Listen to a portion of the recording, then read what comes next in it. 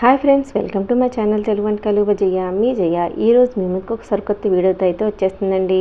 ఏంటి తెల్లగా కనిపిస్తున్నాయి ఏంటో అనుకుంటున్నారా? అవి మామిడికాయ ఒరుగులండి. వీటితో ఒరుగులు చేసుకోవచ్చు, అలాగే ఆమ్చూరు పౌడర్ కూడా చేసుకోవచ్చండి. చింతపండు ఎక్కువగా వాడలేని వాళ్ళు ఇది చేసి పెట్టుకుంటే మనం కావాల్సినప్పుడు వాడుకోవచ్చండి. వాటి కోసం పుల్లటిగా ఉన్న పచ్చికాయలు అయితే తీసుకోవాలండి. మనం పచ్చడికి వాడుకునే పుల్లకాయలు ఉంటాయి కదండి, అలాంటివి తీసుకున్నాను. ఒక డజన్ కాయల వరకు తీసుకొని కడిగేసి శుభ్రంగా ఇలా క్లాత్తో తుడిచి తడి ఆరే వరకు ఆరబెట్టుకుంటున్నానండి. తర్వాత తొక్క ఫీల్ చేసుకొని తర్వాత వీటిని ఎలా తీసుకోవాలని మీకు చూపిస్తాను. వీడియో అయితే అందరూ చూస్తున్నారు కానీ ఎవరు లైక్ చేయట్లేదండి. లైక్ చేయడం వల్ల వీడియో ఎక్కువ మందికి రీచ్ అవుద్ది, నాకు సపోర్ట్ చేసిన వాళ్ళు అవుతారు. అలాగే మంచిగా కామెంట్ పెట్టడం వల్ల కూడా వీడియో ఎక్కువ మందికి రీచ్ అవుద్దండి. చూడండి ఫ్రెండ్స్, ఇప్పుడు ఇవన్నీ తుడిచేసుకొని ఇలా పక్కన పెట్టి ఆరబెట్టుకుంటాను.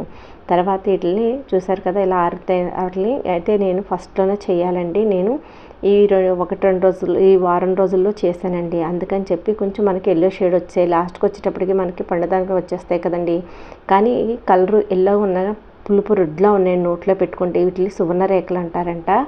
అయితే కలర్ అయితే మనకి ఎల్లోలో ఉందండి, కాయ అయితే గట్టిగానే ఉందండి. అందుకని చెప్పి తీసుకున్నాను.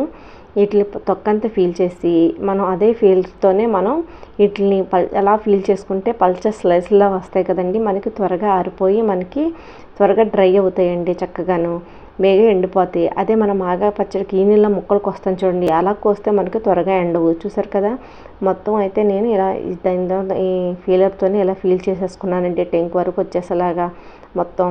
కొంతమంది ఈ టెంకులు కూడా ఇందులో వేసి ఎండబెట్టుకుంటారండి. పప్పు అది వండుకుంటప్పుడు ఆ టెంకు వేసుకుంటే ఆ టెంకు ఉన్న పులిపే సరిపోద్దంటండి. నేనైతే టెంకులో ఎండబెట్టలేదు, ఓన్లీ ఈ మామిడికాయ ముక్కల వరకే ఎండబెట్టుకున్నానండి.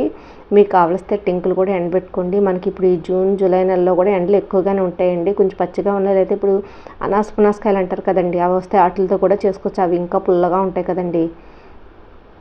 చూసారుగా ఫ్రెండ్స్, మన ఆమ్చూరు పౌడర్ బయట కొనుక్కుంటే బోల్డ్ కాస్ట్లీ. అది కూడా వాళ్ళు కెమికల్స్ స్టోరేజ్ ఉండేకి వేస్తారు. మనమైతే మన ఇంట్లోనే చూసారు అన్నీ ఇలా ఫీల్ చేసేసుకున్నానండి.